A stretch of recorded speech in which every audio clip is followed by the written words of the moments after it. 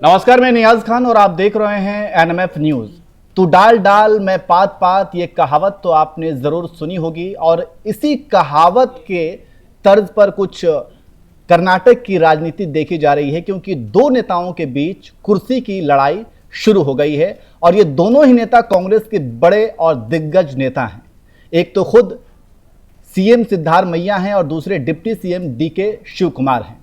तो ये जो कुर्सी की गहमा गहमी और खींचतान देखी जा रही है, ये दरअसल सरकार जब 2023 में बनी थी तभी ये सब कुछ जो है तय हुआ था कि 2.5 साल गुजरने के बाद सत्ता परिवर्तन होगा। मतलब कि सिद्धारमैया जो सीएम बने हुए हैं 2.5 साल के बाद वो बदले जाएंगे और फिर डीके शिव कुमार सीएम की कुर्सी पर बैठेंगे। अब 2.5 साल चूंकि पूरे हो चुके हैं और इसी वजह से अब कर्नाटक के अंदर कुर्सी की खींचतान देखी जा रही है। लेकिन इस बीच अब यह कहा जा रहा है कि सिद्धारमैया कुर्सी छोड़ने को तैयार नहीं है। इसी पर हम चर्चा करेंगे और हमारे साथ चर्चा करने के लिए वरिष्ठ पत्रकार हमारे सहयोगी पंकज प्रसून जी हमारे साथ जुड़े हुए हैं।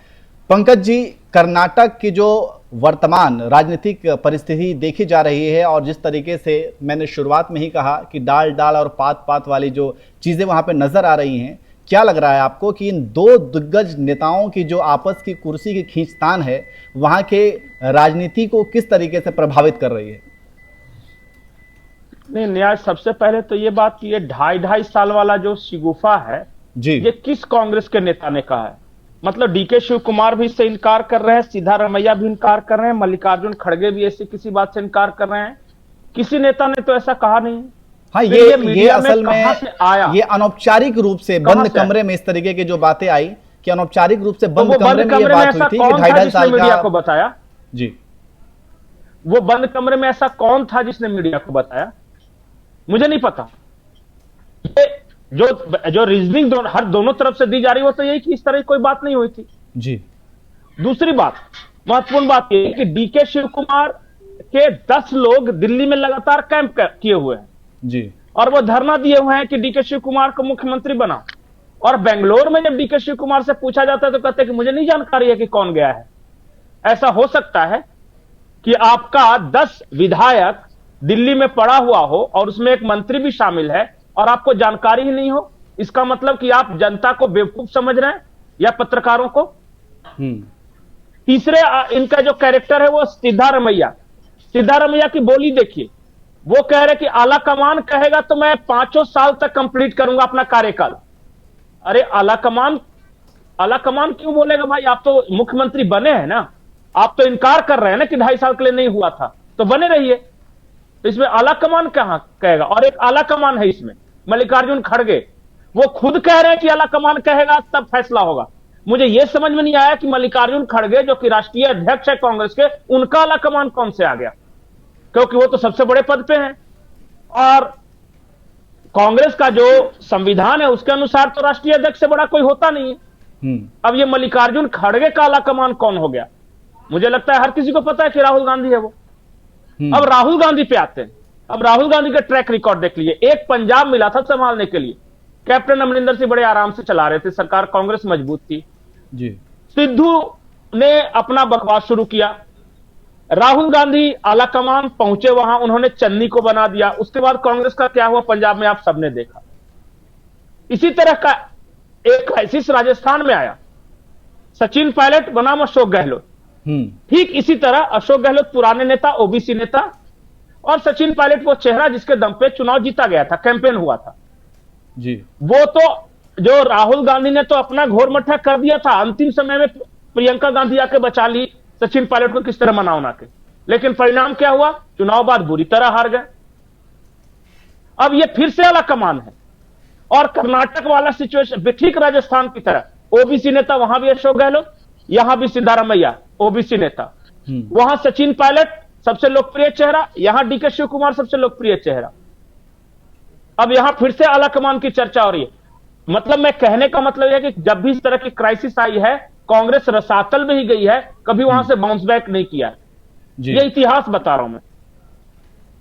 तो अभी का जो सिचुएशन है उसमें यह है कि एक आला कमान है मल्लिकार्जुन खड़गे, जो कि चाहते हैं कि सिद्धारमैया हट जाए, क्योंकि उनकी व्यक्तिगत इच्छा है कि एक बार कोई दलित मुख्यमंत्री बन जाए, अगर मैं बन जाऊं तो बहुत बढ़िया, और नहीं तो मेरा बेटा बन जाए। दूसरा एक नेता है सिद्धारमैया, जो कि ओबीसी की राजनीति कर रहा है, और वो कह रहा है कि हटा के तो देखो, जमीन पे मेरी पकड़ इतनी है ना कि हिला दूंगा कांग्रेस को। और तीसरा नेता है डीके शिव कुमार, जो कह रहा है कि मेरे सर पे आला कमान का आशीर्वाद है, मैं खांटी कांग्रेसी हूं, पक्का कांग्रेसी हूं, सबसे ज्यादा पैसे वाला मैं हूं, और जब इस तरह ऑपरेशन कमल वगैरह होता है तो मैं विधायकों को जाकर रिसोर्ट में ले जाकर बचाता हूं, इसलिए मैं ताकतवर।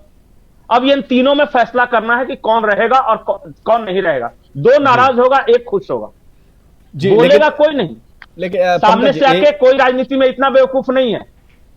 जी, एक सवाल ये खींचतान बहुत चलती इंपॉर्टेंट रहेगी। ये है कि अगर कर्नाटक की जो राजनीति है, और आपको याद ही होगा कि किस तरीके से जब 2023 में सरकार बनी थी कांग्रेस की, तो उसके बाद सीएम की कुर्सी के लिए उस वक्त भी झगड़ा हुआ था, और ये कहा जा रहा था कि डीके शिव कुमार या फिर सिद्धारमैया।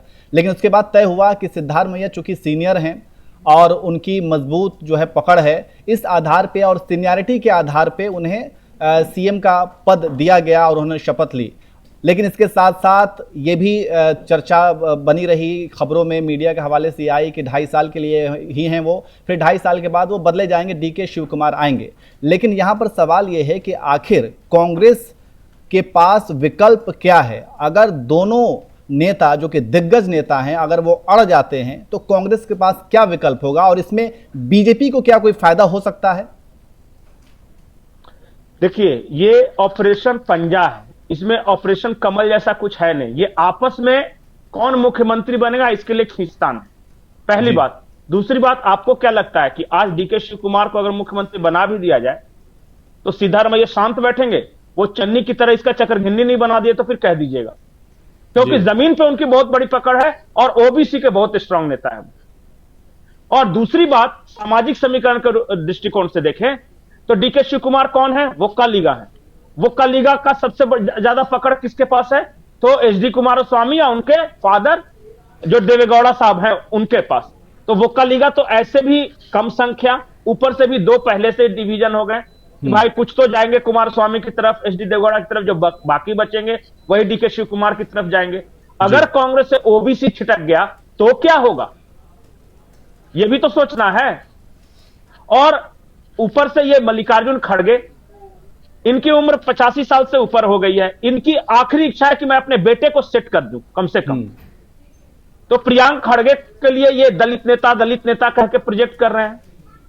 तो कुल मिलाकर कांग्रेस क्राइसिस में है, और इन सारे क्राइसिस के बीच में एक सवाल कोई नहीं पूछ रहा है कि वेयर इज द परफॉर्मेंस, सरकार ने किया क्या इन 2-2.5 सालों में, आपस में कुर्सी के लिए लड़ाई लड़ने के अलावा क्या किया, और कंट्रोवर्शियल बयानबाजी के अलावा जमीन पे कौन सा ऐसा काम हुआ है कर्नाटक में? बताइए। कर्नाटक में बाढ़ आया, सबसे बुरी तरह हालत। कर्नाटक में सुखाड़ भी आया, फिर बुरी हालत। यह कह रहे हैं कि हमारे पास खाने को दाने नहीं है, देने को सैलरी के पैसे नहीं है, और फिर दूसरी ओर कहते हैं कि हम इसको क्या कर रहे हैं, कब्रिस्तान को इतना दे देंगे, तो मस्जिदों के निर्माण के इतना दे देंगे, ये सब करके प्योर सिर्फ और सिर्फ तुष्टिकरण की राजनीति, भावनात्मक राजनीति, या कुछ नहीं है सिवाय एक चीज के, वो जो महिलाओं के लिए फ्री बस वाला यात्रा था ना, वो लागू किया है। उसके अलावा एक भी आप बताइए कि जो काम किया हो, क्योंकि ये तो आपस में लड़ रहे हैं ना कि मुख्यमंत्री कौन बनेगा। और हम लोग एक गेम खेलते थे कि म्यूजिक बंद, कुर्सी पे जो बैठेगा वो जीता। कुर्सियां कुर्सी एक है और 3 लोग नाच रहे हैं। अब आला कमान का म्यूजिक कब बंद होगा, कौन बैठेगा, इसका सिर्फ इंतजार कीजिए। बिल्कुल, ये सही बात है, और ये सही एग्जाम्पल भी है कि एक कुर्सी है और म्यूजिक चल रहा है और 3 लोग घूम रहे हैं, और जो जल्दी जाकर के बैठ जाए। खैर, तो हालांकि अगर हम 2023 की भी बात करें तो 2013 में भी सिद्धारमैया ने कहा था कि मेरा आखिरी चुनाव होगा। उसके बाद वो 2018 में भी वो उन्होंने चुनाव लड़ा था, उसके बाद 2023 में भी उन्होंने चुनाव लड़ा, फिर जीते, फिर सीएम को लेकर के काफ़ी गहमा गहमी हुई और सीएम भी उन्हें बनाया गया। लेकिन अब चूंकि 2.5 साल कर्नाटक में पूरे हो गए हैं, और इन 2.5 साल में जो है फिर से वहां पे कुर्सी की लड़ाई शुरू हो गई है। और इसके साथ साथ एक सवाल भी है जी, कुछ बोलना चाहते हैं सर? मैं ये कह रहा हूं कि सिद्धारमैया और नीतीश कुमार 2 ऐसे ओबीसी के नेता हैं जो दोनों ने 3-3 बार कहा है कि मेरा आखिरी है। जी। और फिर वो भय प्रकट कृपाला फिर आ जाते हैं, फिर कुर्सी पे आ जाते हैं, क्योंकि इन दोनों का कोई विकल्प नहीं है अपने अपने राज्यों में। सिद्धारमैया का विकल्प नहीं है। सिद्धारमैया गए मतलब ओबीसी वोट बैंक खिसका कांग्रेस से, तो मजबूरी में उनको बनाती है कांग्रेस। जी। ये समझिए, सिद्धारमैया जरूरी नहीं है, मजबूरी है। और एकमात्र ऐसे नेता है जो आला कमान को हड़का सकते हैं। तेरी ऐसी की तैसी, कर्नाटक में मैं मजबूत हूं, देखता हूं किसको बनाता है। इतनी हैसियत है इनकी। तो इस वजह से भी आला कमान डर रहा है। हाँ, हो सकता है कि ये कहीं डर चलने की वाला एक हालत वजह ना हो हो। जाए।